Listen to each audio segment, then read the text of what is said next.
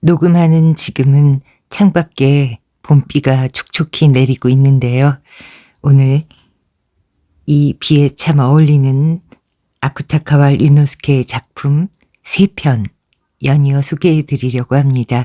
첫 번째 것은 조금 길고요. 나머지는 짧습니다.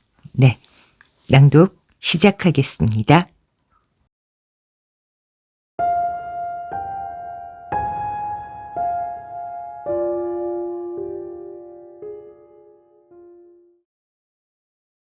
아쿠타카와 류노스케.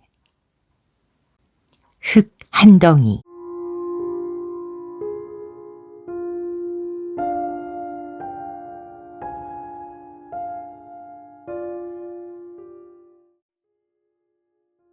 스미의 아들놈이 죽어버린 것은 찻잎 따기가 시작되는 시기였다. 그녀의 아들 니타로는 8년 넘게 거의 누워서만 지냈다. 이런 아들이 죽은 것을 두고 다들 내세에 더 좋은 곳에 갈 거라고 해주었지만 스미에게는 이 일이 꼭 슬프기만 한 일은 아니었다. 스미는 니타로의 관 앞에 선양 하나를 바치고 나서 어쨌든 아사히나 숲속의 갑갑한 외길 같은 것을 가까스로 빠져나온 듯한 기분이 들었다. 니타로의 장례식을 마치고 나서 우선 문제가 됐던 것은 며느리 다미의 처지였다. 다미에게는 아들 하나가 있었다. 게다가 몸져 누운 니타로를 대신해 논밭일도 대부분 맡고 있었다. 그러니 지금 내보냈다가는 아이를 돌보는 것도 그렇고 살림이 도저히 유지될 것 같지 않았다. 전부터 스미는 49제가 끝나면 다미에게 사위를 얻어주고 아들이 있던 때와 마찬가지로 일을 계속시킬 요량이었다. 사윗감으로는 니타로의 사촌인 요키치를 맞아들일 생각이었다. 그랬던 참이라 장례를 치르고서 7밤이 지난 이튿날 아침 다미가 짐을 정리하기 시작했을 때 스미는 소스라치게 놀랐다. 스미는 그때 손자인 히로지를 마루에서 놀게 하고 있었다. 장난감은 학교에서 꺾어온 만개한 벚꽃 가지 하나였다. 아니 얘야, 내가 지금까지 아무 말 안 한 거는 잘못이다마는 넌 지금 이 아이하고 나를 내버려 두고 벌써 나가버리려는 거냐? 스미는 항의라기보다는 하소연이라도 하는 듯한 말투였다. 하지만 다미는 이쪽으로 눈도 돌리지 않고 무슨 소리예요, 어머니? 하고 웃음소리를 냈을 뿐이었다. 그뿐인데도 스미는 얼마나 안심했는지 몰랐다. 아, 그렇겠지. 아유, 설마 그런 짓은 안 하겠지. 스미는 여전히 중얼중얼 투덜거림이 섞인 애원을 반복했다. 아무렴 그런 짓은 안 하겠지. 그럼. 그녀는 자신의 말에 점점 감정이 복받쳤다. 끝내는 눈물까지 몇 줄기 주름투성이 뺨을 통해 흘러내렸다. 그럼요.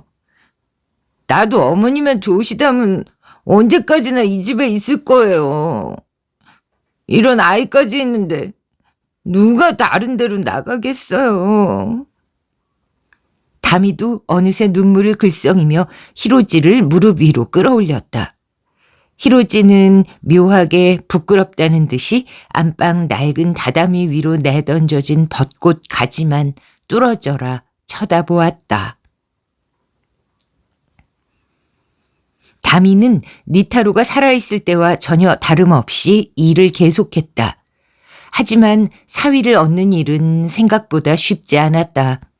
다미는 이 얘기에 아무런 관심도 없는 모양이었다. 스미야 물론 기회만 있으면 슬쩍슬쩍 다미의 마음을 떠보기도 하고 노골적으로 얘기를 꺼내기도 했다. 하지만 다미는 그때마다 건성으로 대답할 뿐이었다. 아, 글쎄 뭐 내년이나 되면요, 어머니. 이 대답은 스미를 걱정스럽게도 하고 기쁘게도 했다. 스미는 남들 눈을 신경 쓰면서도 어쨌거나 며느리가 말한 대로 해가 바뀌기를 기다리기로 했다. 그러나 다미는 이듬해가 되어도 역시 논밭에 일하러 나가는 것 말고는 아무런 생각이 없는 듯했다. 스미는 다시 한번 작년보다 한층 강경하게 사위를 들이자고 권하기 시작했다. 그건 우선 친척들에게 욕을 먹고 세간에서 흉을 보는 것이 마음에 걸린 탓도 있었다. 그런데 말이다, 얘야. 너는 지금 이렇게 젊은데 사내 없이는 살 수가 없을 게다. 할 수 없죠. 형편이 이런데 남까지 들여나 봐요, 어머니. 희로지도 불쌍하고요. 어머니도 불편할 거고. 무엇보다도 내가 이만저만 힘든 게 아니라니까요. 그러니까 사촌 욕기치를 들이자니까 그러네. 그 녀석도 요즘 노름에서 손을 싹 씻었다고 하던데. 그야 어머니한테는 피부치니까요. 하지만 역시 나한테는 남이고요. 나만 참고 살면요. 하지만 그 참는다는 게 한두 해도 아니고 말이다. 괜찮아요. 희로지를 위해선데요, 뭐. 내가 지금 고생하면 이 집 논밭이 둘로 안 나뉘고 죄다 희로지 손에 넘어갈 거 아니에요. 하지만 아가야. 스미는 언제나 이쯤에서 진지하게 목소리를 낮추곤 했다. 남들 입이 시끄러우니까 네가 지금 내 앞에서 한 말을 그대로 딴 사람들한테도 좀 하고 다녀줘야겠다. 그런 문답이 두 사람 사이에서 몇 번이나 오갔는지는 모른다. 하지만 다미의 결심은 그 때문에 더 굳어질지언정 약해지지는 않는 듯했다. 사실 다미는 남자 손을 빌리지 않고도 감자를 심거나 보리를 베는 등 이전보다 더 열심히 일했다. 뿐만 아니라 여름에는 소를 먹이느라 비 오는 날도 풀을 베러 나가곤 했다. 이렇게 바지런히 일을 하는 것은 이제와 생판 남을 들이겠다는 얘기에 대한 그녀 나름의 강한 항변 같은 것이었다. 그런 다미의 모습을 보면서 스미도 마침내 사위를 얻겠다는 생각을 단념했다. 물론 단념한다는 것이 굳이 그녀에게 불쾌할 것도 없었기 때문이다. 다미는 여자 혼자 손으로 일가의 생활을 버텨냈다. 그것은 물론 아들 희로지를 위해라는 일념이 작용했음이 분명하다. 하지만 또 한 가지는 그녀의 마음에 깊이 뿌리내리고 있는 유전적인 힘도 있었던 것 같다. 다미는 불모의 산촌에서 이 지역으로 이주해 온 이른바 건너온 사람의 딸이었다. 왜 그 건너온 사람 댁 다미 씨 말이야. 얼굴에 안 어울리게 힘이 세더구만. 지난번에도 커다란 볕단을 4개씩이나 등에 지고 지나가더라니까. 스미는 이웃집 노파들에게 그런 소리를 듣는 일이 종종 있었다. 스미는 며느리 다미에 대한 감사의 마음을 집안일로 보여주려고 했다. 손자를 보살피고 소를 돌보고 밥을 짓고 빨래를 하고 옆집으로 물을 길러 가고. 하지만 집안일은 끝이 없었다. 그래도 스미는 허리도 못 편 채 기꺼이 그 일들을 해냈다. 가을도 깊어가던 어느 날 밤, 다미는 솔잎더미를 끌어안고 겨우 집으로 돌아왔다. 스미는 희로지를 업은 채 마침 좁아터진 토방구석에서 목욕물을 데우고 있었다. 아유, 추웠지. 늦었구나. 오늘은 다른 때보다 좀 더 일을 하느라고요. 다미는 솔잎더미를 아궁이 쪽으로 던져놓고는 진흙투성이 집신도 벗지 않은 채 커다란 화롯가로 올라갔다. 화로 안에는 상수리 나무 뿌리 하나가 이글이글 불타고 있었다. 스미는 얼른 일어서려 했지만 히로지를 업은 허리는 목욕통 모서리를 붙잡지 않고는 쉽게 펴지질 않았다. 어서 목욕하려무나. 목욕보다는 배가 고파서요. 어디 우선 고구마라도 좀 먹어야겠네. 쪄놓은 거 있어요, 어머니? 스미는 비척비척 개수대로 가더니 반찬 삼아 쪄놓은 고구마를 냄비째 화롯가에 내려놓았다. 아까 쪄놓고 기다린 거라 벌써 다 식어버렸을 거다. 두 사람은 고구마를 꼬치에 꿰어들고 함께 화롯불에 데우기 시작했다. 히로지는 곤히 자네요. 그냥 내려놔도 될 텐데.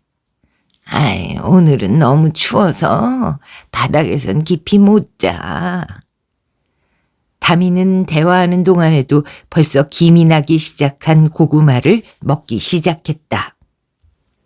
하루의 노동에 지친 농부만이 그렇게 먹을 수 있을 것이다. 고구마를 꼬치에서 빠지는 쪽부터 크게 한 입씩 베어 물었다. 그녀는 스미는 조그맣게 코까지 고는 히로지의 무게를 느껴가며 바지런히 고구마를 데웠다. 스미는 간혹 며느리의 얼굴을 보며 감탄에 찬 눈길을 보냈다. 하지만 다미는 잠자코 타는 모닥불빛을 받으며 볼이 미어져라 아구아구 고구마를 먹을 뿐이었다. 다미는 점점 더 몸을 사리지 않고 남자들의 일거리를 빼앗았다. 때로는 밤에도 석유등 불빛에 푸성기 따위를 속는 일까지 했다. 스미는 이렇게 남자보다 더 일을 잘하는 며느리에게 언제나 경의를 느꼈다. 아니, 경이라기보다 오히려 외경심을 느꼈다. 한편 다미는 들이나 산에서 하는 일 외의 모든 것을 모조리 스미에게 미뤄두었다. 최근에는 자기 속옷조차 빨지 않았다. 스미는 그래도 불평하지 않고 구부정한 허리를 두드려가며 열심히 일했다.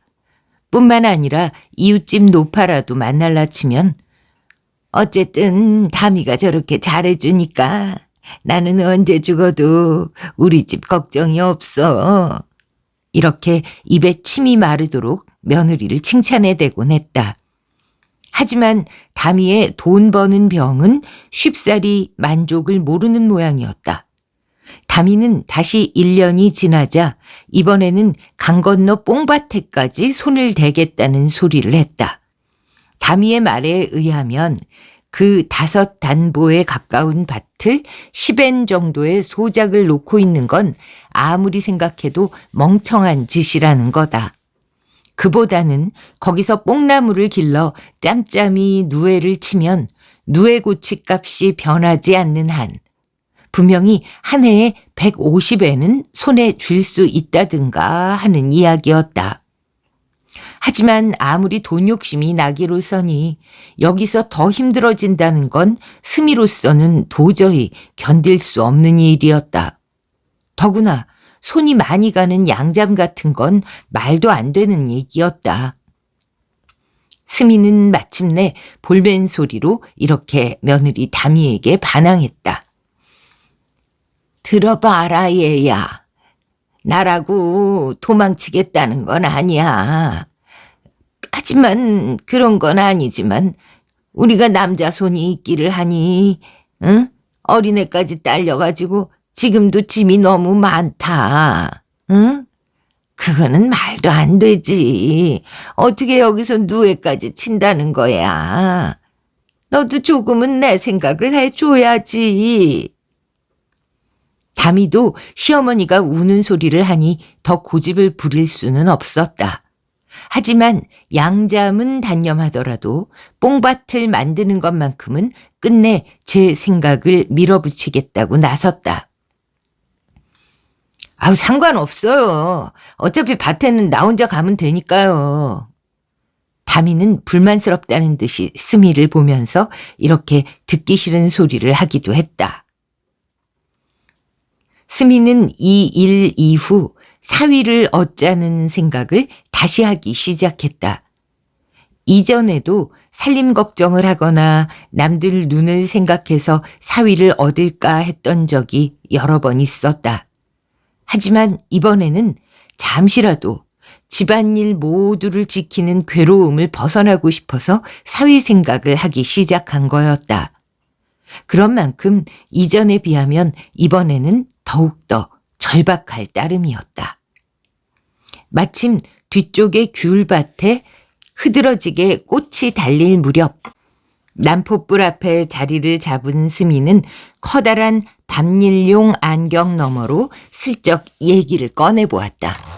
하지만 화롯가에 책상다리를 하고 앉은 다미는 소금물에 절여 볶은 완두콩을 씹어가며 아우, 또 그 사위 얘기야. 난 몰라요.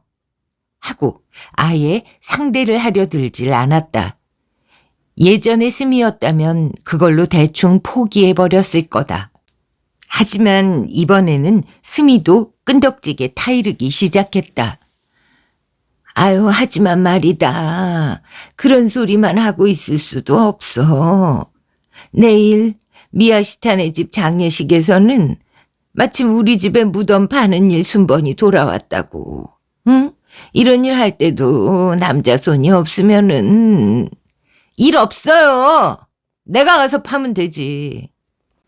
아유, 아무리 그래도 여자가 어떡해.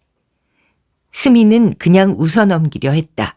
하지만 다미의 얼굴을 보니 그냥 웃어선 안 될 듯 싶었다. 어머니, 혹시 뒷방으로 물러앉고 싶어진 건 아니죠? 다미는 책상다리를 한 무릎을 끌어안더니 차갑게 못을 박았다. 느닷없이 급소를 찔린 스미는 무심결에 커다란 안경을 벗었다. 하지만 무엇 때문에 안경을 벗었는지는 그녀 자신도 알지 못했다. 뒷방에 물러앉다니 무슨 그런 소리를. 어머니, 히로지 애비가 돌아갔을 때 어머니 입으로 한 말 잊은 거 아니죠? 여기 이 집 논밭을 둘로 나누는 건 조상님들한테 죄스러울 거라고요. 아, 그야 그렇게 말했지. 하지만 생각해보면은 다 시절에 따라서 살아야 하는 법 아니겠니? 이래가지고서야 어떻게. 스미는 열심히 남자 손이 필요하다는 얘기를 했다. 하지만 어쨌든 스미의 의견은 자기 귀에도 그다지 그럴듯한 울림이 없었다. 그건 우선 그녀의 속내, 요컨대 자기 자신이 편해지고 싶다는 마음을 꺼내놓을 수 없어서였다. 다미 또한 바로 그 점을 노리고 여전히 짜디짠 완두콩을 씹어가며 가차없이 시어머니에게 따지고 들었다. 뿐만 아니라 스미가 몰랐던 타고난 말재주까지 거들었다. 어머니야, 그래도 되겠죠. 먼저 가시면 될 테니까요. 하지만 어머니, 내 처지가 돼보면 그런 말 못하세요. 나도 뭐 자랑이라고 과부 노릇하고 있겠어요? 뼈마디가 쑤셔서 잠도 못 잘 때는 멍청한 고집을 부린 거 아닌가 사무칠 때가 있다고요.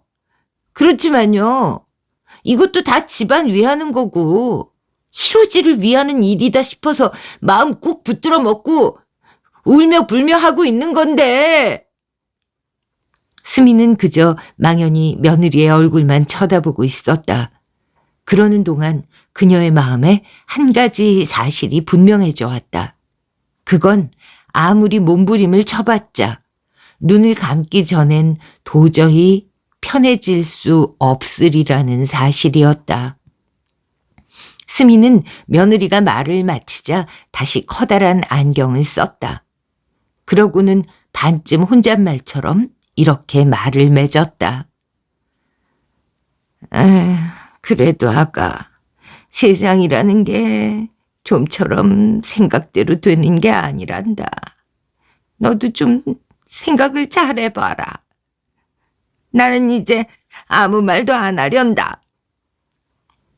20분쯤 후 누군지 마을 젊은이 하나가 나직한 소리로 노래를 불러가며 집 앞을 지나갔다. 노래 내용은 젊은 아줌마 오늘은 풀을 베나? 풀이여 나붙겨라 낫은 잘 들고.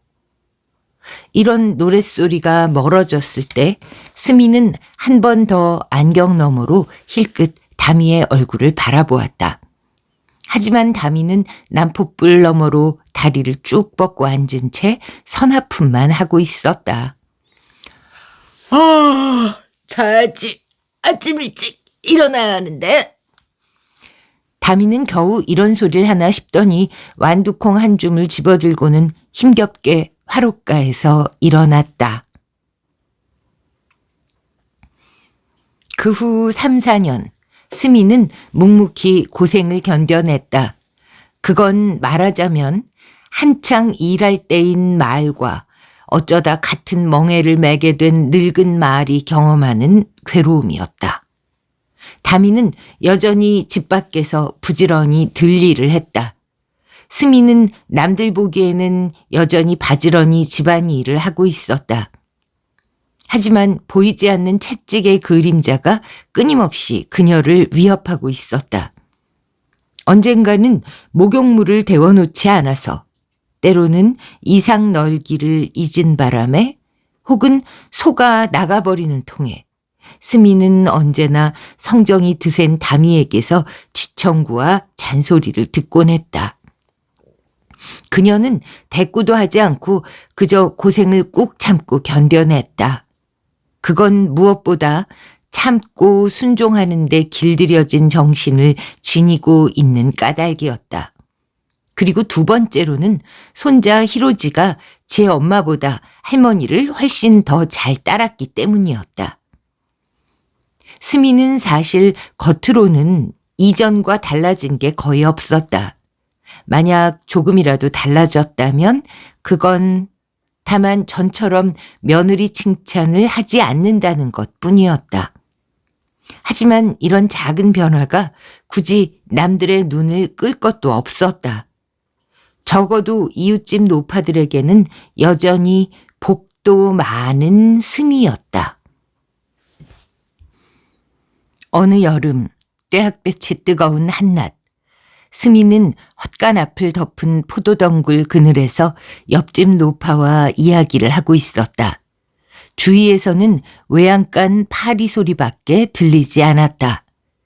이웃집 노파는 얘기를 하면서 짤막한 권련을 피우기도 했다. 그건 아들 녀석의 꽁초를 살뜰히 모아 만든 것이었다. 다미는 풀 베어 말리러? 그 젊은 사람이 안 하는 일이 없어. 뭘, 여자라는 건 밖에 나가는 것보다 집안일 하는 게 제일이지. 아이고 아니야. 밭일을 좋아하니까 천만 다행이지. 우리 며느리는 시집 오고 이날까지 7년이나 되도록 논밭은커녕 풀법으로도 한번 나간 적이 없으니까. 아이쿠, 애 옷을 빤다는 둥, 지 옷을 고친다는 둥하고 세월을 보낸다니까. 아유, 그렇게 하는 게 좋지. 애들 옷도 제대로 입히고, 저도 깔끔하게 하고 다니면서, 응? 그렇게 살아야지. 아, 그래도 요즘 젊은 것들 도대체가 들 일을 싫어해서 말이야. 아니, 근데 뭐야, 지금 이 소리가? 지금 이 소리? 아이, 그건 저 소 방귀 소리잖아. 소가 방귀를? 세상에. 어쨌든 염천의 등짝을 익혀가면서 조밭에 풀을 뽑는 건 젊을 때는 힘든 거야. 두 할머니는 이런 식으로 평화롭게 수다를 떨곤 했다. 아들 니타로가 죽은 후 8년 남짓, 다미는 여자 혼자 몸으로 일가의 생활을 떠받쳐왔다. 동시에 언제부터인가 다미의 이름이 마을 밖으로까지 퍼져나갔다. 다미는 더 이상 돈 버는 병으로 밤낮 없는 젊은 과부가 아니었다. 젊은이들이 떠드는 젊은 아줌마는 더구나 아니었다. 그 대신 온 세상 며느리의 모범이 되었다. 요즘 세상에서는 정절의 귀감이기도 했다. 늪 건너 다미를 좀 봐라. 그런 말이 잔소리와 함께 누구의 입에서고 나올 정도였다. 스미는 자신의 괴로움을 옆집 노파에게조차 털어놓질 않았다. 굳이 하소연할 생각도 없었다. 그녀의 마음 깊은 곳에서는 확실히 의식하지 않았다 해도 어딘가 하늘에 내맡기고 있는 구석이 있었다. 하지만 그 소원도 결국은 물거품이 되었다. 이제는 손자 히로지 말고 믿을 구석이 아무것도 없었다. 스미는 12~13살이 된 손자에게 필사적인 사랑을 쏟아부었다. 하지만 이 마지막 소망조차 끊길 듯한 순간이 자주 있었다. 맑은 날이 이어지던 어느 가을 오후, 책보따리를 안고 손자 히로지가 학교에서 돌아왔다. 스미는 마침 헛간 앞에서 솜씨 좋은 칼질로 땡감을 깎아 곶감을 만들려고 널고 있었다. 히로지는 좁쌀 이삭을 널어둔 멍석을 가볍게 뛰어넘나 싶더니 얌전히 두 발을 모으고는 할머니에게 가볍게 거수경례를 했다. 그러고는 느닷없이 이렇게 정색을 하고 물었다. 저기 할머니, 우리 엄마가 엄청 훌륭한 사람이야? 왜? 스미는 칼을 내려놓고 손자의 얼굴을 들여다보았다. 아니, 도덕 시간에 선생님이 그렇게 말씀하시더라고. 히로지네 어머니는 이 근처에 둘도 없이 훌륭한 사람이라고? 선생님이? 선생님이. 거짓말이지? 스미는 우선 당황스러웠다. 손자마저 학교 선생님에게서 그런 거짓말을 배워오다니. 사실 이건 스미에겐 너무나 뜻밖의 사건이었다. 하지만 잠시 당황했던 스미는 발작적인 분노에 사로잡혀 사람이 변한 듯이 다미를 향해 욕지거리를 퍼붓기 시작했다. 거짓말이지. 새빨간 거짓말이야. 네 어미라는 사람은 말이다. 밖에서는 엄청 일을 하니까 남들 앞에서는 훌륭해 보이겠지만 속은 고약한 사람이야. 응? 할머니만 이렇게 부려먹고 성질은 또 어찌나 억척스럽고 사나운지. 히로지는 그저 놀란 듯이 안색이 변한 할머니를 바라보았다. 그러다가 스미는 정신이 들었는지 금세 눈물을 흘리기 시작했다. 그러니까 이 할머니는 말이다. 너 하나만 믿고 산단다. 너는 그걸 잊으면 안 돼. 너는 17살만 되면은 바로 장가를 가서 이 할미도 숨을 좀 쉬게 해줘. 응? 네 어미는 징병이나 끝나고서 가라는 둥 한가한 소리를 하는데 어떻게 그때까지 기다리겠니? 응? 알겠지? 너는 할머니한테 네 애비 목까지 두 사람 몫으로 효도를 해야 된다. 응? 그러면은 이 할미가 서운하지 않게 해주마. 응? 뭐든지 다 너한테 줄 테니까. 이 감도 익으면 나한테 줄 거야? 히로지는 벌써 먹고 싶다는 듯이 바구니 속에 감을 매만졌다. 주고 말고. 너는 아직 어려도 말귀를 잘 알아듣는구나. 언제까지나 그 마음을 잊어버리면 안 돼. 응? 스미는 눈물을 흘려가며 딸꾹질이라도 하듯이 웃음을 터뜨렸다. 이런 작은 사건이 있고 이튿날 밤 스미는 마침내 별일 아닌 일로 담이와 심하게 다투었다. 발단은 담이가 먹을 감자를 스미가 먹었다든가 하는 따위에 하찮은 일이었다. 하지만 말씨름을 하다 보니 담이는 냉소를 띈 채 일하기 싫으면 죽는 수밖에 없지라고 말했다. 그러자 스미는 평소와는 달리 미친 듯이 날뛰기 시작했다. 마침 그때 손자 히로지는 할머니 무릎을 베고 쿨쿨 잠들어 있었다. 하지만 스미는 그 손자까지 히로지 어서 일어나 하고 흔들어 깨우면서 계속해서 이렇게 악다구니를 퍼부는 것이었다. 히로지, 어서 일어나라, 히로지. 어서 일어나서 네 애미 하는 소리 좀 들어봐라.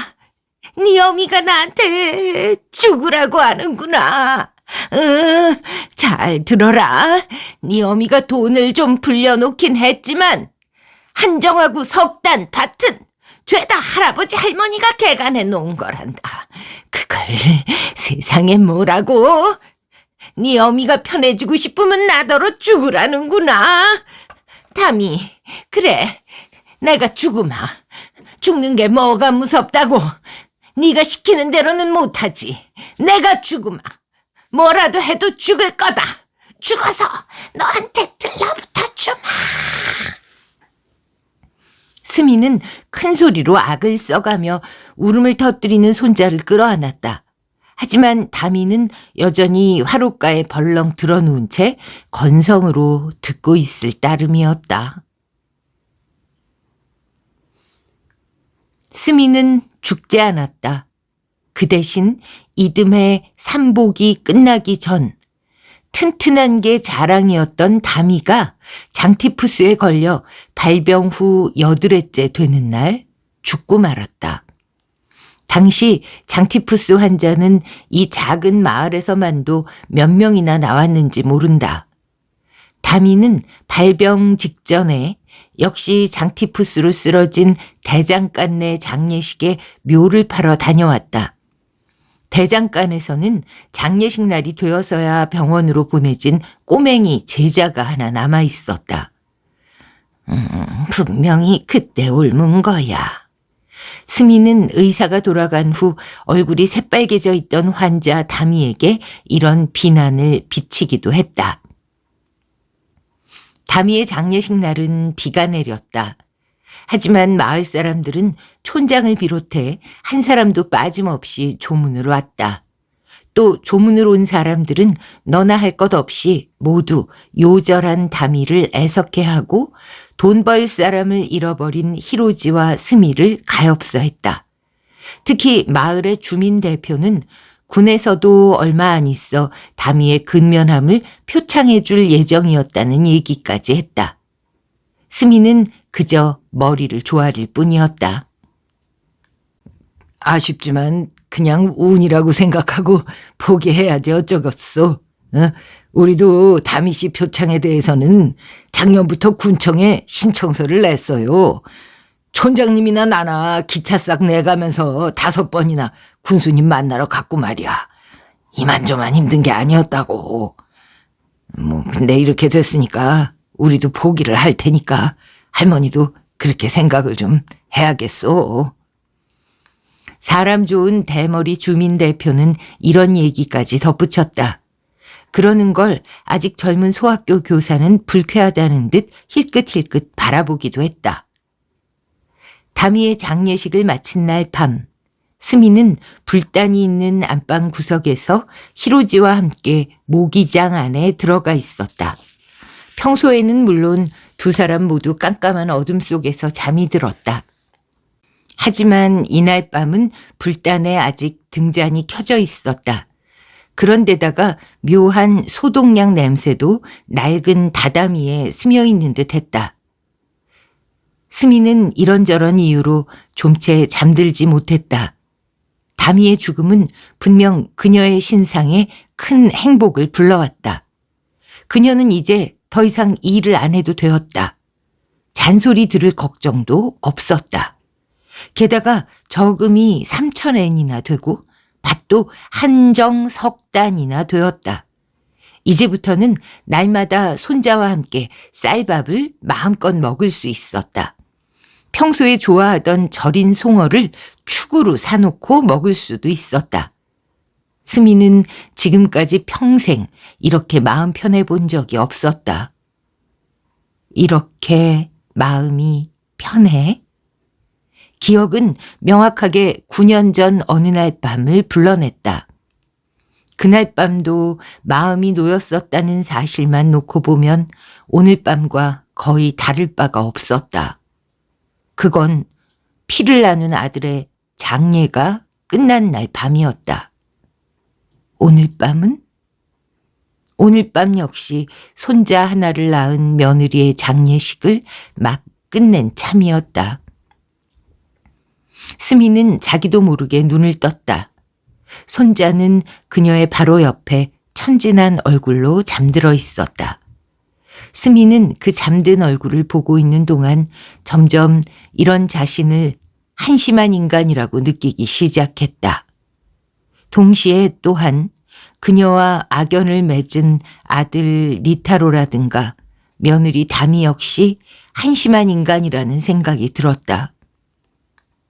그 마음의 변화는 금세 9년간의 증오와 분노를 밀어냈다. 아니, 그녀를 위로하고 있던 장래의 행복조차 밀어내버렸다. 그들 3명의 모자는 하나같이 한심한 인간들이었다. 하지만 그 가운데 오직 하나, 살아서 창피를 당한 그녀 자신이 가장 한심한 인간이었다.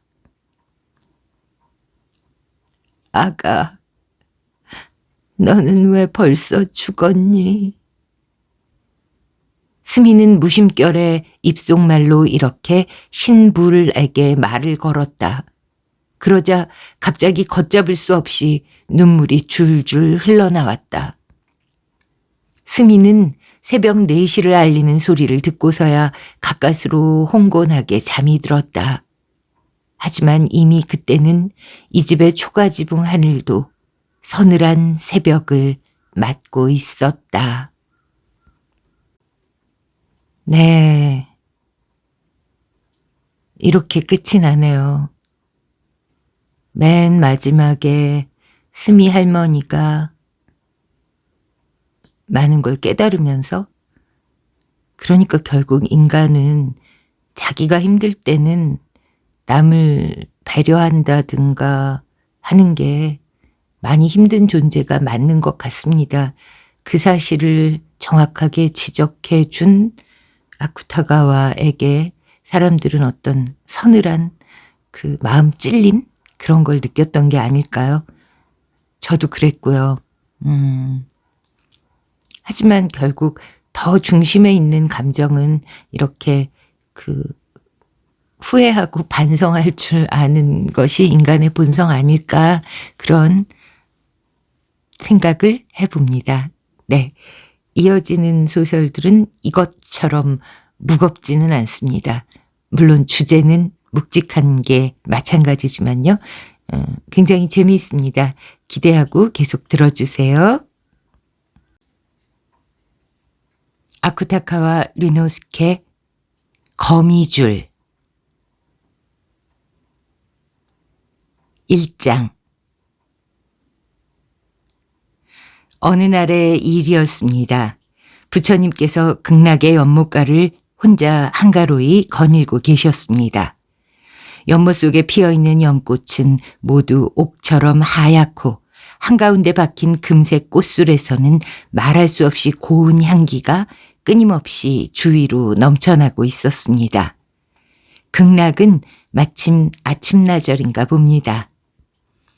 부처님께서는 연못가에 잠시 멈춰서서 수면을 덮고 있는 연잎 사이로 무심코 아래쪽을 내려다 보셨습니다. 마침 이 극락의 연못 바닥이 바로 지옥 밑바닥이었기에 수정 같은 물을 통해 황천의 강물이니 바늘산의 모습이 마치 요지경을 들여다보듯 또렷이 보이는 것이었지요. 그런데 그 지옥 밑바닥에 간다타라는 사내 하나가 다른 죄인들과 함께 몸부림치고 있는 모습이 눈에 띄었습니다. 이 간다타라는 사내는 사람을 죽이거나 남의 집에 불을 지르는 등 온갖 나쁜 짓을 다 저지른 악당이지만 그래도 딱 한 가지 좋은 일을 한 적이 있었다고 합니다. 어느 날 이 남자가 깊은 숲속을 지나가고 있는데 조그만 거미 한 마리가 길바닥을 지나가는 것이 보였습니다. 간다타는 얼른 발을 들어 짓밟아 버리려다가 아니, 이것도 하찮긴 하지만 목숨임에는 틀림없어. 그 목숨을 괜스레 빼앗는 건 아무리 그래도 좀 불쌍하지 하고는 문득 마음을 바꿔 그 거미를 죽이지 않고 살려준 일이 있었거든요. 부처님께서는 지옥 구경을 하다 말고 간다타가 거미를 살려준 일이 있다는 사실을 떠올리셨어요.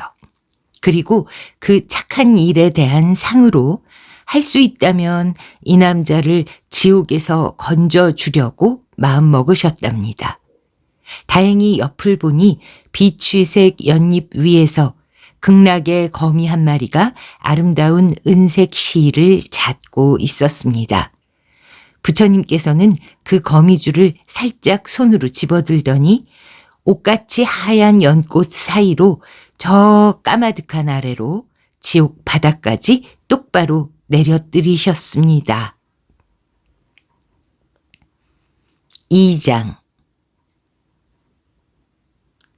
이곳은 지옥 바닥 피의 연못, 다른 죄인들과 함께 떠올랐다 가라앉기를 되풀이하고 있는 간다타였습니다. 워낙 어디를 둘러보나 캄캄하고 어쩌다 그 칠흑 같은 어둠 속에서 어렴풋이 떠오르는 것이 있나 싶으면 그것은 끔찍한 바늘산에 바늘이 반짝이고 있는 것이니 그 암담함은 이루 말할 수가 없었습니다. 게다가 주위가 온통 무덤 속처럼 고요하고 가끔씩 들리는 것이라곤 오직 죄인들이 내쉬는 힘없는 한숨뿐이었습니다. 그도 그럴 것이 이곳으로 굴러떨어질 정도의 인간이라면 이미 지옥의 온갖 형벌에 기진맥진해서 울음소리를 낼 기력조차 남아있지 않을 터였거든요. 그러니 아무리 악당인 간다타라지만 역시 연못 속 피가 목에 걸려 캑캑거리며 마치 반쯤 죽은 개구리처럼 그저 발버둥을 치고 있을 뿐이었습니다. 그런데 어느 날이었습니다. 무심결에 간다타가 고개를 들고 피연못의 하늘을 올려다보니 그 서늘한 어둠 속에서 머나먼 천상으로부터 은색 거미줄 한 오라기가 마치 누군가의 눈에 띌까 두려워하듯 가느다랗게 빛나며 살랑살랑 자기 위로 내려오고 있는 것 아니겠습니까? 간다타는 이걸 보고 자기도 모르게 손뼉을 치며 기뻐했습니다. 이 줄에 매달려 계속 올라가면 틀림없이 지옥에서 빠져나갈 수 있을 테니까요. 아니, 잘하면 극락에도 들어갈 수 있겠죠? 그렇게만 된다면 이제 바늘산 위로 쫓겨 올라갈 일도 없을 것이고 피 연못에 잠길 걱정도 전혀 없을 것입니다. 이렇게 생각한 간다타는 재빨리 그 거미줄을 두 손으로 힘껏 움켜쥐고 열심히 위로 기어 올라가기 시작했습니다. 애당초 왕도둑 출신이었으니 이런 일쯤이야 옛날부터 눈 감고도 할 수 있었죠. 하지만 지옥과 극락 사이는 몇 마일리도 더 되는 거리이니 서둘러봤자 쉽사리 위로 나갈 수는 없습니다. 한참을 올라가다 보니 마침내 간다타도 지쳐서 이제 한 뼘도 더 올라갈 수 없을 것 같았습니다. 어쩔 수 없이 한숨 돌릴 요량으로 거미줄 중간쯤에 매달린 채 저 까마득한 아래쪽을 내려다보았답니다. 길을 쓰고 올라온 보람이 있어 조금 전까지 자기가 있던 피 연못은 어느 틈에 저 어둠 속으로 사라져 버렸습니다. 그리고 어렴풋이 빛나던 바늘산도 저만치 발 아래로 보였습니다. 이런 속도로 올라간다면 지옥에서 빠져나가는 일도 어쩌면 별것 아닐 수 있겠습니다. 간다타는 두 손으로 거미줄을 다잡으며 여기 오고 나서 몇 해 동안 내본 적이 없는 목소리로 됐다 됐어 하며 웃었습니다. 그런데 문득 정신을 차려보니 거미줄 아래쪽에서 셀 수 없이 많은 죄인들이 자기가 올라오는 뒤를 따라 마치 개미떼처럼 길을 쓰고 위쪽으로 기어오르고 있는 게 아니겠습니까? 간다타는 이걸 보고서는 놀랍기도 하고 두렵기도 해서 한참을 그저 멍텅구리처럼 입을 떡 벌린 채 눈동자만 굴리고 있었습니다. 자기 혼자만으로도 끊어져 버릴 듯한 이 가느다란 거미줄이 어떻게 저 많은 사람의 무게를 견딜 수 있단 말입니까? 만에 하나 도중에 끊어지기라도 한다면 가까스로 여기까지 기어 올라온 자기마저 원래 있던 지옥으로 굴러떨어져 거꾸로 처박혀 버릴 거였습니다. 그런 일이 생기면 정말 큰일이죠. 그런데 그러는 동안에도 수백, 수천 명의 죄인들이 시커먼 피 연못 밑바닥에서 우글우글 기어올라 가느다랗게 빛나는 거미줄에 한 줄로 매달려 열심히 올라오고 있었습니다. 빨리 어떻게 하지 않으면 줄은 한가운데서 둘로 끊어져 곤두박질 치게 될 것이 분명했습니다. 그래서 간다타는 큰 소리로 이봐 죄인들! 이 거미줄은 내 거야! 너희들 도대체 누구 허락받고 올라오는 거야! 내려가! 꺼지라고! 하며 고함을 질렀습니다. 바로 그때였죠. 지금까지 멀쩡하던 거미줄이 간다타가 매달려 있는 곳에서 툭 소리를 내며 끊어져 버렸습니다. 간다타도 어쩔 수가 없었습니다. 바람을 가르는 팽이처럼 빙글빙글 돌면서 눈 깜짝할 사이에 어둠의 밑바닥으로 거꾸로 곤두박질 쳤습니다. 그 뒤에는 그저 극락의 거미줄이 반짝반짝 가느다란 빛을 발하며 달도 별도 없는 허공에 짤막하게 매달려 있을 뿐이었어요. 3장 부처님께서는 극락 연못가에 서서 이 모든 일을 처음부터 끝까지 다 보고 계셨는데 마침내 간다타가 피 연못바닥으로 돌멩이처럼 가라앉아 버리자 서글픈 표정을 지으며 다시 한가로이 산책을 시작하셨습니다. 자기만 지옥에서 빠져나오고자 하는 간다타의 무자비한 마음이 그리고 그 마음 씀씀이에 걸맞는 벌을 받아 원래 있던 지옥으로 떨어져 버린 것이 부처님 눈에는 무척이나 한심해 보이셨겠지요. 하지만 극락 연못의 연꽃은 그런 일엔 전혀 아랑곳하지 않습니다. 옥처럼 하얀 그 연꽃은 부처님의 발 언저리에서 하늘하늘 꽃받침을 흔들었고 한가운데 박힌 금색 꽃술에서는 뭐라 말할 수 없는 그윽한 향내가 풍겨 끊임없이 주변에 맴돌고 있습니다. 극락도 어느새 한낮이 가까워진 모양입니다. 네, 잔혹동화라고 해야 할까요? 다음 이야기 바로 이어드리겠습니다. 아쿠타카와 류노스케 두자춘 1장 어느 봄날 해질녘입니다.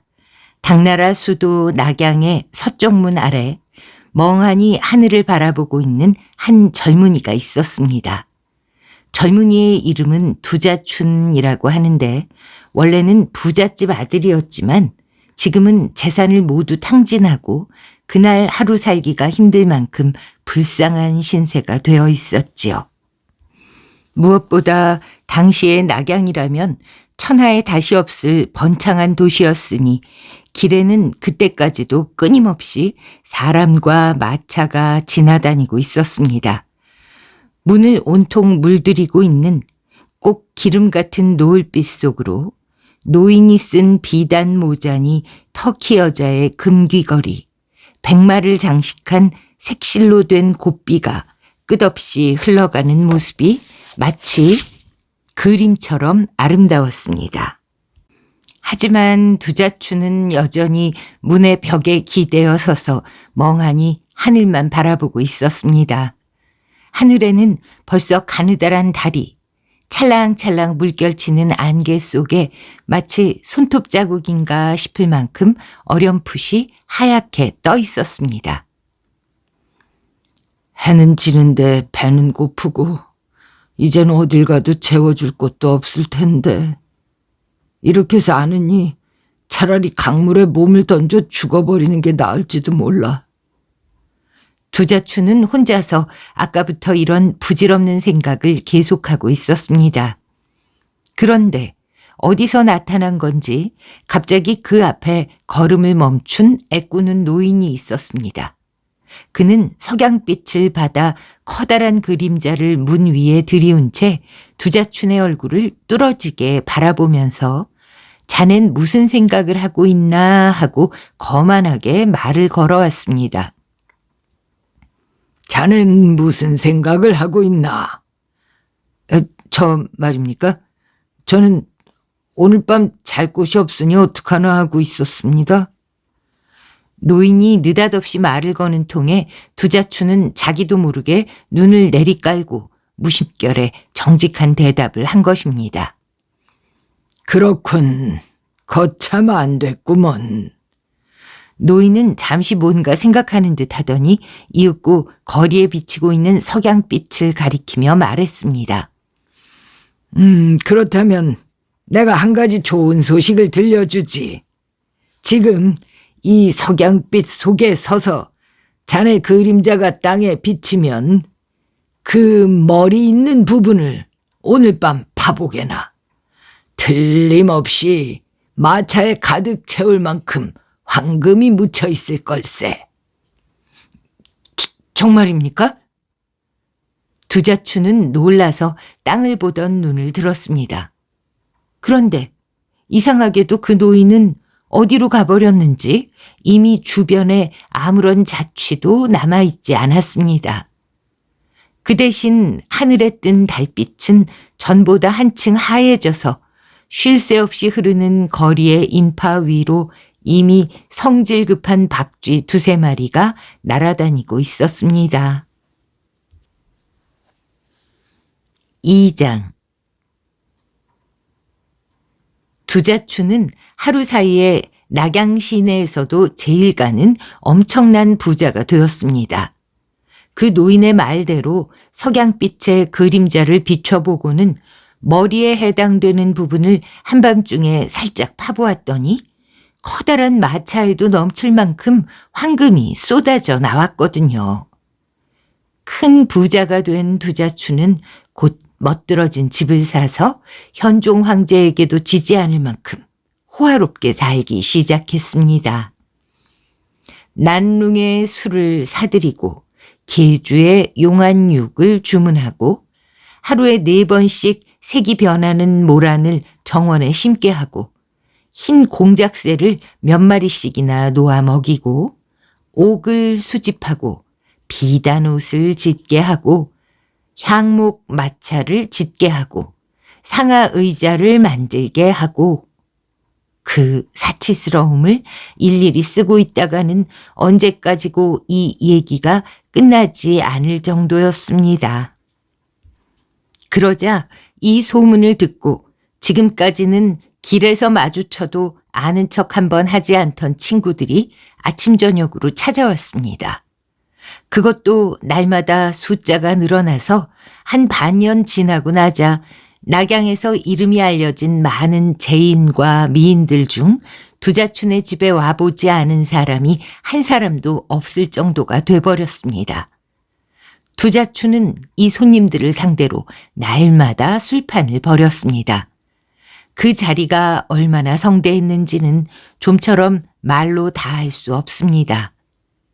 아주 대략적으로만 말씀을 드리자면 두자춘이 금잔에 서양에서 온 포도주를 담아 들고 인도 태생의 마술사가 단도를 삼켜 보이는 재주에 정신이 팔려 있노라면 그 주위에서 20명의 여자들 중 10명은 비취 연꽃을, 10명은 만호 모란꽃을 머리에 꽂고서 필이나 현금을 흥겹게 연주하는 광경이 펼쳐지는 시기였지요. 하지만 아무리 큰 부자라 할지라도 돈에는 한도가 있는 것이니 호화스럽던 두자춘도 한 해 두 해 지나는 동안 점점 가난해지기 시작했습니다. 그러자 인간이란 참으로 냉정한 것이어서 어제까지만 해도 날마다 찾아오던 친구들이 오늘은 문 앞을 지나면서도 아는 체를 하지 않았습니다. 그러다 3년째 봄, 두자춘이 다시 이전처럼 빈털터리가 되고 보니 드넓은 낙양 시내에서 그에게 잠자리 한 칸 빌려주겠다는 집은 하나도 없어져 버렸습니다. 거처를 빌려주기는커녕 이제는 찬물 한 그릇 베푸는 이도 없었지요. 그래서 그는 어느 날 저녁 다시 한번 그 낙양의 서쪽문 아래로 가서 멍하니 허공을 바라보며 서 있었습니다. 그러자 역시 옛날처럼 애꾸는 노인이 어디선가 나타나더니 자넨 무슨 생각을 하고 있나 하고 또 말을 걸지 않겠습니까? 두자춘은 노인의 얼굴을 보더니 부끄럽다는 듯 고개를 숙이고 한동안 대답도 하지 못했습니다. 하지만 노인은 그날도 친절하게 같은 말을 되풀이했기 때문에 이쪽에서도 이전과 마찬가지로 저 말입니까? 저는 오늘 밤 잘 곳이 없으니 어떡하나 하고 있었습니다 하고 기어들어가는 소리로 대답했습니다. 그렇군. 거참 안 됐구먼. 그렇다면 내가 한 가지 좋은 소식을 들려주지. 지금 이 석양빛 속에 서서 자네 그림자가 땅에 비치면 그 가슴 있는 부분을 오늘 밤 봐보게나. 틀림없이 마차에 가득 찰 만한 황금이 묻혀 있을 걸세. 노인은 이렇게 말하는가 싶더니 이번에도 또 인파 속으로 가뭇없이 숨어버렸습니다. 두자춘은 이튿날부터 단박에 천하제일의 큰 부자로 변한 것도 마찬가지였고요. 동시에 이번에도 하고 싶은 사치를 있는 대로 부리기 시작했죠. 정원에 피어있는 모란꽃, 그 사이에 잠든 흰 공작새, 그리고 단도를 삼켜 보이는 인도에서 온 마술사, 모든 것이 옛날 그대로입니다. 그러다 보니 마차로 한가득이었던 엄청난 황금도 또 한 3년 지나는 동안 바닥이 나고 말았습니다.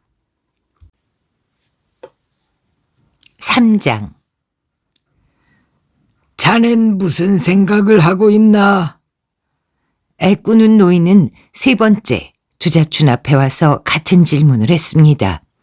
물론 그는 이때도 낙양의 서쪽 문 아래 가느다랗게 안개를 뚫고 비치는 초승달 빛을 바라보며 멍하니 서 있었습니다. 저 말입니까? 전 오늘 밤 잘 곳이 없으니 어떡하나 하고 있었습니다. 그렇군. 거참 안 됐구만. 그렇다면 내가 한 가지 좋은 소식을 들려주지. 지금 이 석양빛 속에 서서 자네 그림자가 땅에 비치면 말이야. 그 배 있는 부분을 오늘 밤 봐보게나. 틀림없이 마차에 가득 찰 만한. 노인이 여기까지 말을 하자 두자춘은 갑자기 손을 들어 그 말을 끊었습니다. 아니요, 돈은 이제 필요 없습니다. 돈은 이제 필요 없다. 그렇다면 사치를 부리는 일에는 마침내 질려버린 모양이군. 노인은 미심쩍다는 눈초리로 두자춘의 얼굴을 뚫어지게 바라보았다. 아니요, 사치에 질린 건 아닙니다. 인간이라고 하는 것들에 대한 정남이가 떨어진 거죠. 두자추는 불만스러운 표정을 지으며 퉁명스레 말했습니다. 그거 재밌는데 어째서 인간들한테 정남이가 떨어졌지? 인간은요, 다들 냉정합니다. 제가 큰 부자가 됐을 때는 듣기 좋은 소리도 하고 따라다니기도 하지만 일단 가난해져 보세요. 상냥한 얼굴조차 보여주질 않습니다. 그런 걸 생각하면 설령 다시 큰 부자가 돼봤자 뭐 하나 그런 생각이 들더라고요. 노인은 두자춘의 말을 듣더니 갑자기 벙글벙글 웃기 시작했습니다.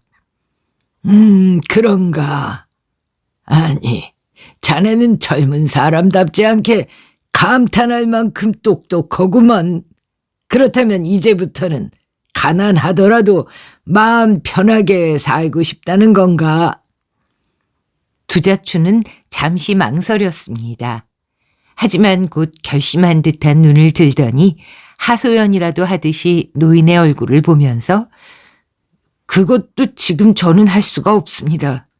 그러니까 저는요, 당신의 제자가 돼서 선술 수업을 하고 싶습니다. 숨기시면 안 되죠. 당신은 분명히 덕 높으신 선인이실 겁니다. 선인이 아니고서야 하룻밤새에 저를 천하제일의 큰 부자로 만들 수야 없겠죠. 제발 제 스승이 돼서 그 신기한 선술을 좀 가르쳐 주십시오.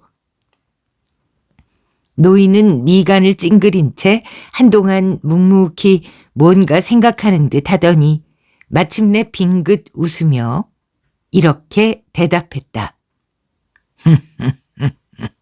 실은 나는 아미산에 살고 있는 철관자라는 선인이야. 처음 자네 얼굴을 보았을 때 어딘가 영리해 보이기에 두 번째까지 큰 부자를 만들어 주었지만 정 그렇게 선인이 되고 싶다면 내 제자로 삼아 주겠네.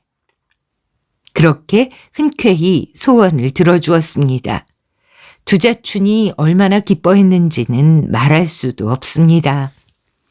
노인의 말이 채 끝나기도 전에 그는 땅에 이마를 대고 몇 번이나 철관자에게 절을 했습니다. 그렇게 고마워할 거 없네. 아무리 내 제자로 삼아봤자 훌륭한 선인이 될 수 있을지 없을지는 자네한테 달려 있으니까. 하지만 어쨌든 우선 나와 같이 아미산으로 가보는 게 좋겠군. 다행히 여기 대나무 지팡이가 하나 떨어져 있네. 그럼 지금 바로 여기에 타고 단숨에 하늘을 날아가 보기로 하세. 철관자가 거기 있던 청죽 하나를 주워들더니 입안에서 주문을 외워가며 두자춘과 함께 그 대나무에 말이라도 올라타듯 걸터 앉았습니다.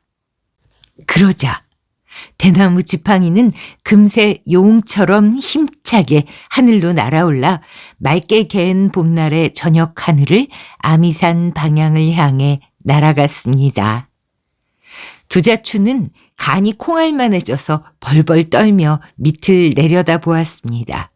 하지만 아래쪽에는 그저 푸른 산들이 석양빛 바다에 보일 뿐이었고 낙양의 서쪽 문은 이미 안개 속에 숨은 것이겠죠. 어쨌든 아무리 찾아봐도 보이지 않았습니다.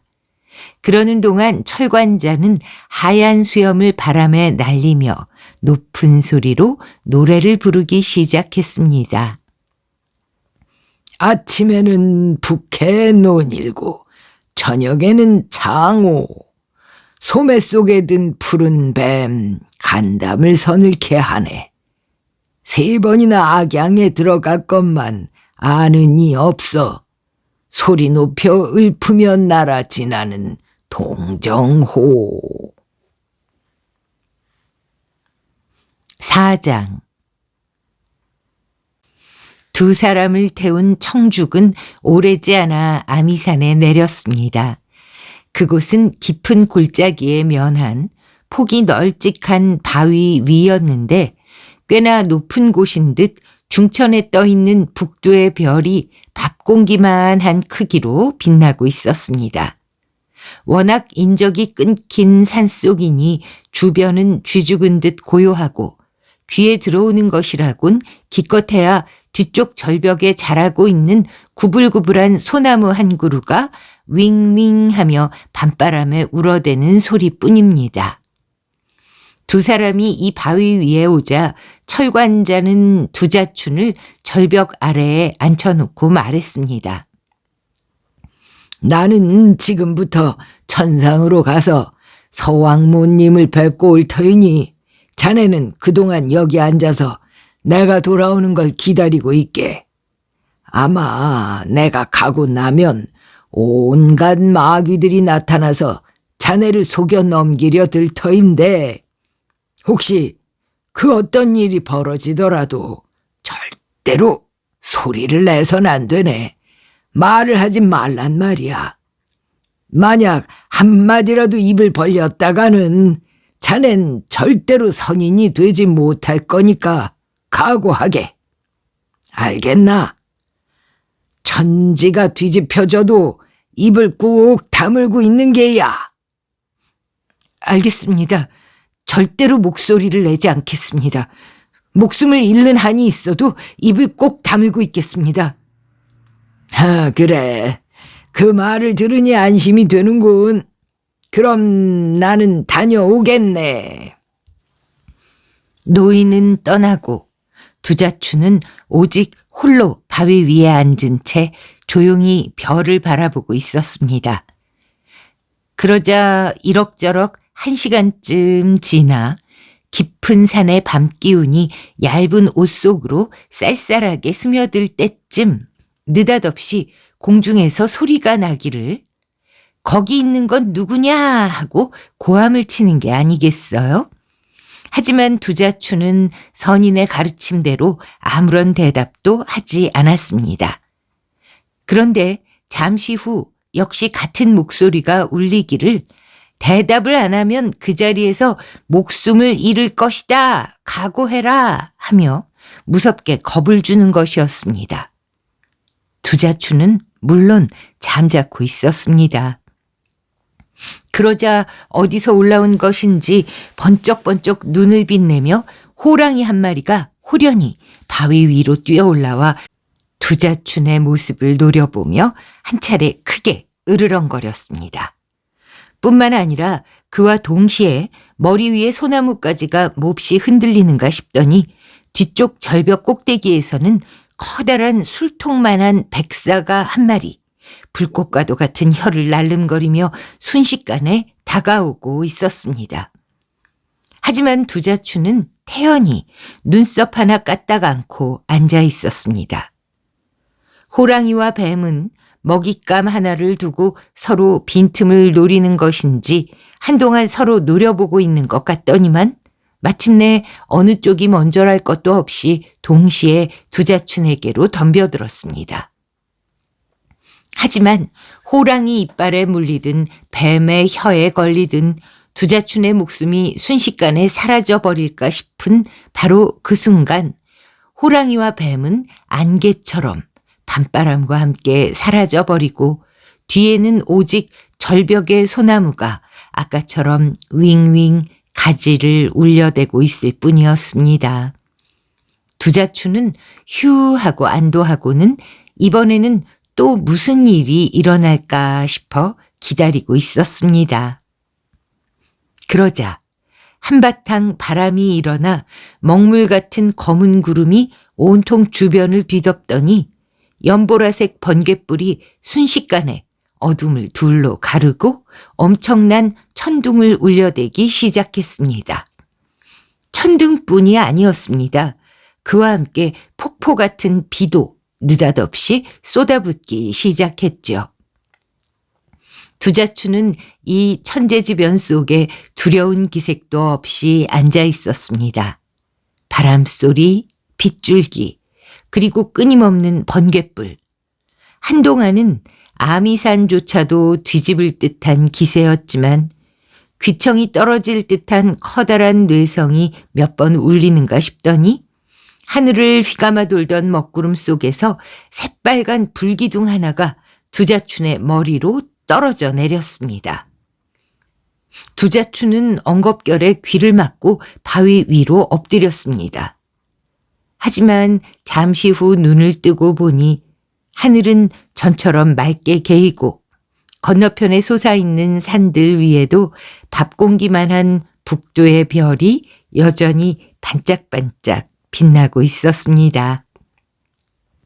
그렇다면 좀 전에 그 큰 폭풍우도 그 호랑이나 백사와 마찬가지로 철관자가 없는 틈을 타서 마귀들이 부렸던 심술이 분명합니다. 두자춘은 겨우 안심하고 이마에 진땀을 닦아가며 바위 위에 다시 고쳐 앉았습니다.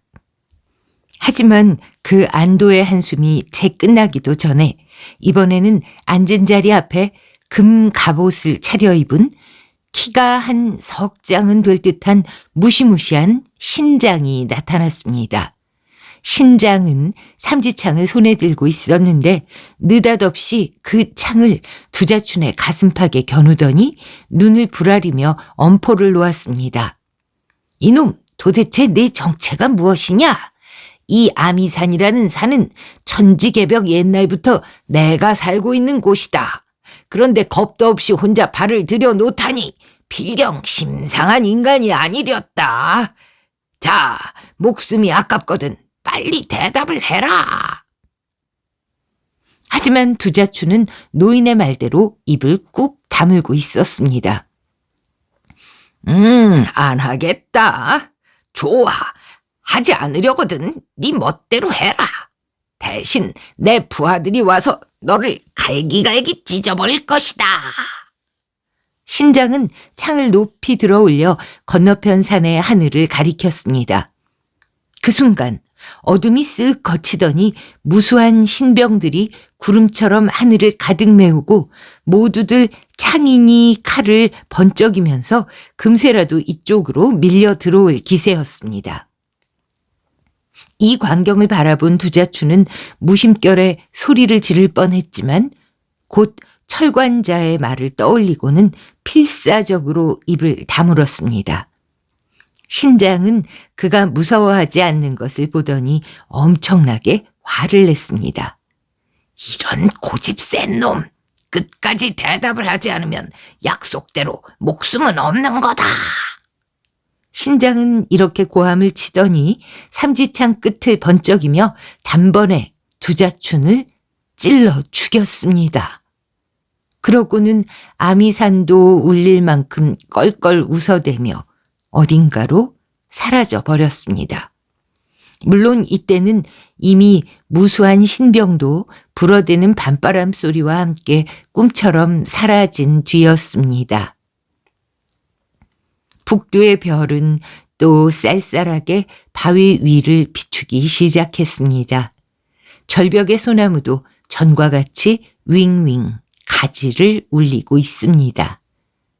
하지만 두자춘은 이미 숨이 끊어져 널브러져 있었습니다.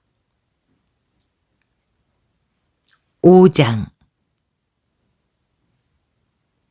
그렇게 두자춘의 몸은 바위 위에 쓰러져 있었지만 두자춘의 영혼은 조용히 몸을 빠져나와 지옥 바닥으로 내려갔습니다. 이 세상과 지옥 사이에는 암혈도라고 하는 길이 있어서 그곳은 1년 내내 어두운 허공에 얼음처럼 차가운 바람이 쌩쌩 불어대고 있습니다. 두자춘은 그 바람을 맞으며 한동안은 그저 나뭇잎처럼 허공을 떠가고 있었지만 마침내 삼라전이라고 하는 현판이 걸린 멋진 궁전 앞으로 가게 되었습니다. 궁전 앞에 있던 많은 도깨비들은 두자춘의 모습을 보자마자 단박에 그 주변을 둘러싸더니 섬돌 앞에 데려다 앉혔습니다. 섬돌 위에는 임금님 한 분이 새까만 옷에 금관을 쓰고 엄숙하고도 위험 있게 주변을 둘러보고 있습니다. 이는 일찍이 말로만 듣던 염라대왕이 분명했습니다. 두자추는 어떻게 되는 걸까 싶어 조마조마하며 그곳에 무릎을 꿇고 있었습니다. 이봐라, 너는 무슨 일로 아미산 위에 앉아 있었느냐? 염라대왕의 음성은 천둥처럼 섬돌 위쪽에서 울려왔습니다. 두자춘이 얼른 그 물음에 대답을 하려다가 문득 다시 떠오른 것은 결코 입을 열지 말라 하는 철관자의 타이름이었습니다. 그래서 그저 고개를 숙인 채 벙어리처럼 조용히 있었습니다. 그러자 염라대왕은 들고 있던 쇠로 된 호를 들어 얼굴 가득한 수염을 일으켜 세우며 니놈은 여기가 어디라고 생각하는 거냐? 어서 대답을 해라. 그렇지 않았다간 지금 바로 지옥벌을 받게 될 것이야. 하고 큰 소리로 야단을 쳤습니다. 하지만 두자추는 꿈쩍하지 않았습니다. 그걸 본 염라대왕은 바로 도깨비들 쪽을 향해 거칠게 뭐라고 명령을 했고 도깨비들은 느닷없이 두자춘을 일으켜 세워 삼라전 하늘 위로 날아올랐습니다.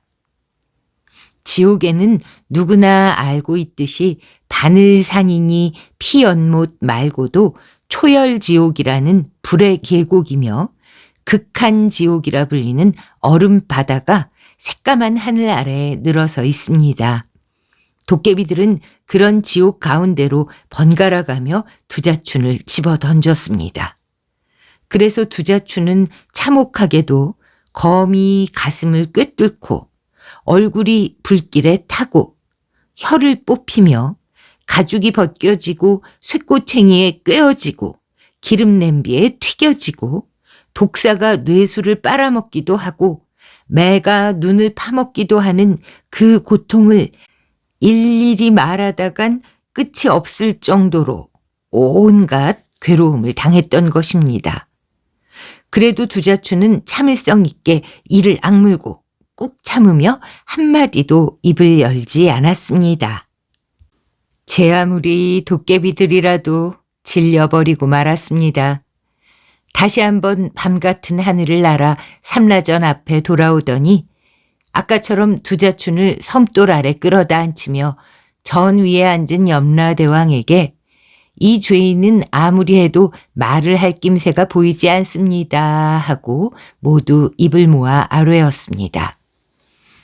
염라대왕은 미간을 찡그리며 한동안 생각에 잠겨 있더니 이윽고 무슨 생각이 들었는지 이놈의 부모는 축생도에 빠져 있을 것이니 당장 이곳으로 끌어오너라 하고 도깨비 한 마리에게 명했습니다. 도깨비는 단숨에 바람을 타고 지옥 하늘로 날아올랐습니다. 그런가 싶더니 또 유성처럼 2마리 짐승을 몰아대며 가볍게 삼라전 앞에 내려와 앉는 것이었습니다. 그 짐승을 본 두자추는 너무나 깜짝 놀랐습니다. 왜냐하면 그것은 2마리 모두 모습은 추레하게 여인 말이었지만 얼굴은 꿈에도 잊지 못할 돌아가신 부모님이었기 때문입니다. 이놈, 니놈이 무엇 때문에 아미산 위에 앉아 있었는지 어서 고하지 않으면 이번에는 니놈의 부모를 혼쭐 낼 테다. 두자추는 이렇게 협박을 당해도 역시 아무 대답도 하지 않았습니다. 이런 불효자식 같으니 니놈은 부모가 고통을 받아도 너만 좋으면 된다는 것이냐?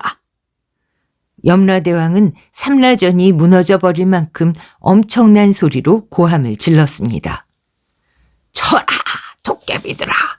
그 2마리 짐승의 살과 뼈를 다 바스러뜨려라!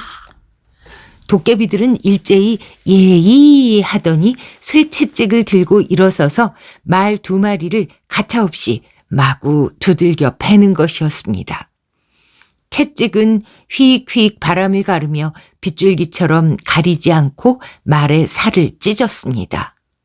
말. 짐승이 된 부모는 고통스럽게 몸부림치며 눈에는 피눈물이 고인 채 차마 보고 있을 수 없도록 울어댔습니다. 어떠냐? 아직도 자백을 하지 못할까? 염라대왕은 도깨비들에게 잠깐 채찍을 멈추게 하더니 다시 한번 두자춘의 대답을 재촉했습니다. 이미 그때는 두 마리 말도 살이 찢어지고 뼈는 부러져 목숨이 거의 끊어진 듯 섬돌 앞에 쓰러져 있었습니다. 두자춘은 필사적으로 철관자의 말을 생각하며 눈을 꽉 감고 있었습니다. 그러자 그의 귀에 거의 음성이라고도 할 수 없을 만큼 희미한 소리가 전해져 왔습니다. 걱정할 것 없다. 우리는 어떻게 되든 너만 행복할 수 있다면 더 바랄 게 없으니까. 대왕이 뭐라 말씀하시든 말하고 싶지 않으면 잠자코 있으렴. 그건 분명 그리운 어머니의 음성이었습니다. 두자춘은 자기도 모르게 눈을 떴습니다. 그리고 힘없이 땅 위에 쓰러진 채 서글프게 그의 얼굴을 바라보고 있는 말의 눈길을 보았습니다. 어머니는 그런 고통 속에서도 아들의 마음을 생각하여 도깨비들의 채찍에 맞는 것을 원망할 낌새조차 보이지 않았던 것입니다. 큰 부자가 되면 듣기 좋은 소리를 하다가도 가난해지면 아는 척도 하지 않는 세상 사람들에 비하면 얼마나 고마운 마음입니까? 얼마나 애틋한 마음인가요? 두자춘은 노인이 타일렀던 것도 잊어버리고 엎어질 듯 그 곁으로 달려가더니 두 손으로 빈사 상태인 말의 목을 끌어안고 눈물을 뚝뚝 흘리며 어머니 하고 부르짖었습니다. 6장. 그 소리에 정신을 차려보니 두자춘은 여전히 석양빛을 받으며 낙양 서문 아래 멍하니 서 있었습니다. 안개 낀 하늘에 하얀 초승달, 끊임없이 오가는 사람과 마차의 물결, 모든 것이 아미산으로 가기 전과 똑같았습니다. 어떤가? 내 제자가 돼봤자 도저히 선인이 될 수는 없을 거야. 애꾸는 노인은 미소를 지으며 말했습니다. 예, 못 됩니다. 못 되지만 그래도 저는 못된 게 차라리 다행이라는 생각이 드는걸요. 두자춘은 아직 눈에 눈물이 가득한 채 자기도 모르게 노인의 손을 부여잡았습니다. 아무리 선인이 될 수 있다고 해도 저는 그 지옥 삼라전 앞에서 채찍을 맞고 있는 부모를 보고는 가만히 있을 순 없었어요.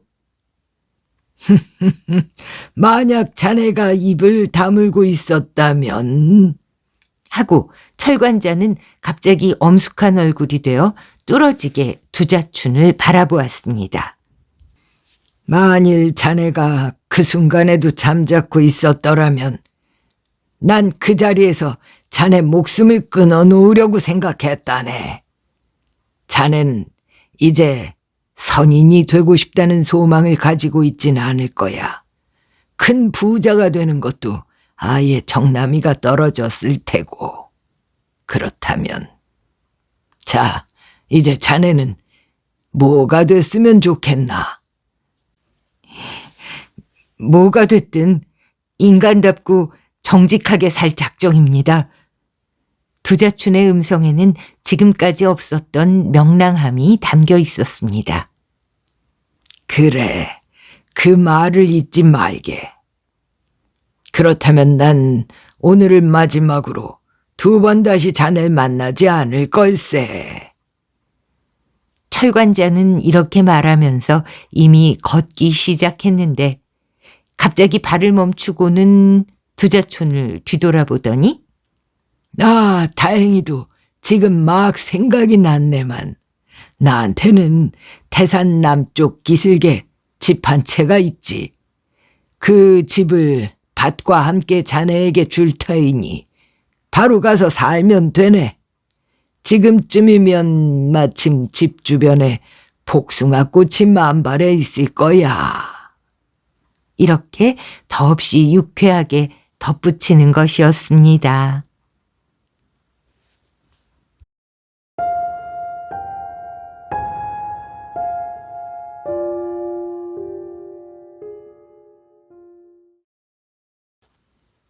네, 이렇게 세 편의 이야기가 모두 끝이 났습니다.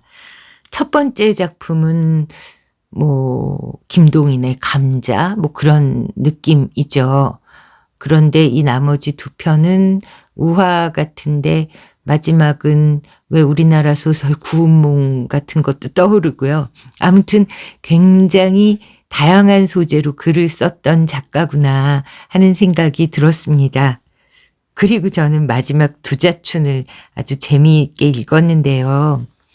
그 외 아직도 저는 유치하게 부자가 되는 상상을 하는 게 재미있어요. 진짜로 부자가 되고 싶은 욕심은 크게 있는 것 같지 않고요. 근데 왜 흥부노이부전에 그 박을 써는 씬이나 이렇게 아무 이유 없이 혹은 착한 일을 했기 때문에 부자가 되는 설정은 상상하는 건 재밌는 것 같습니다. 아무튼 근데 이 두자춘이 그 시험에 빠지잖아요. 어느 종교나 그렇죠. 기독교에서도 예수님이 광야에서 이렇게 마귀한테 시험을 당하는 장면이 나왔던 것 같은데, 근데 아무튼 우리의 애꾸는 노인 할아버지 말이에요. 이분은 사실 두자춘한테 큰 고통을 주는 일이 없잖아요. 진짜 선인이나 신은 그런 게 아닐까요? 근데 그 상상 속의 마귀들은 막 염라대왕님인데도 막 되게 치사하게 굴고 부모님 데려와서 협박하고, 그러니까 혹시 그런 두려움이 드신다면 그것은 진정한 신의 모습이 아니다. 이건 또 무슨 개똥 철학인가요? 네, 말이 좀 안 되는 것 같지만 이럴 때는 급 마무리를 하고 달아나는 게 상책인 것 같습니다. 아무튼 왜 일본 사람들이 이토록 아쿠타가와 상이라는 문학상까지 제정을 해서 이 작가를 그토록 기리는가 알 수 있을 것 같았고요. 사실 제가 너무너무 안타까웠던 건 그거예요. 이 정도로 글을 잘 쓰는 작가가 대한민국에는 없었나? 아니거든요. 근데 우리나라는 두 가지 문제가 있었던 것 같아요. 이런 급으로 잘 쓰는 작가들이 너무 많았고, 그러니까 이상, 현진건, 김동인, 이광수 등등등 엄청 많잖아요. 많았는데 우리는 남북이 갈라지는 바람에 지금 전쟁이 끝난 지 70년이 됐는데도 여전히 그 어떤 이념으로부터 대한민국이 자유롭지를 않습니다. 그러다 보니까 제가 어렸을 때만 해도 대학에서 제일 중요한 작가라고 가르쳤던 사람들이 지금은 친일주의로 친일했다 이렇게 몰려가지고 아무런 평가도 받지 못하게 되고, 또 그때는 월북했다는 이유만으로 이름도 알려주지 않고 임땡땡 이땡땡 이렇게 했던 작가들이 또 오늘에 와서는 또 마치 엄청 위대한 작가였던 것처럼 기려지기도 하고, 그러는 과정에서 작가와 그 작품성은 사라지고 그 개인이 살았던 인생의 이념 성향이 어디였느냐에 따라서 폄하되고 혹은 필요 없이 이렇게 격상되기도 하고 거품이 낀달까? 그러는 과정에서 정말 추앙받고 이름이 높아진 작가들의 이 수가 줄어든 게 아닌가? 그런 생각을 해봤습니다. 그래서 우리도 김동인 문학상도 있고 이상 문학상도 있고 이호석 문학상도 있죠. 온갖 문학상이 있는데 일본처럼 이렇게 딱 한 명으로 이렇게 집중이 되거나 하지는 못한 바도 있고, 정리되지 않은 생각을 말하려니 좀 듣기에 거북하실 수도 있겠네요. 아무튼 참 좋은 작가의 책을 만나게 되어서 개인적으로 기뻤고 여러분도 즐겁게 들으셨기를 바랍니다. 댓글로 의견 주시고요. 좋았다면 좋아요도 눌러주시고 하이프 주시면 더 감사하고 또 공유, 알림 설정, 쇼핑 이런 것들 도와주시면 너무나 감사하겠습니다. 오늘은 온종일 저 혼자 집에 있었고요. 그래서 낭독을 많이 할 수 있었고요. 밖에서는 고운 봄비가 내렸습니다. 이 순간을, 이 봄비와 예쁜 벚꽃과 그 모든 것을 박제해두고 싶은데 지금 여기에 담아보겠습니다. 네, 느껴지시나요? 그럼 물러갑니다. 감사합니다, 여러분. 다음 시간에 또 좋은 작품으로 만나요. 안녕히 계세요.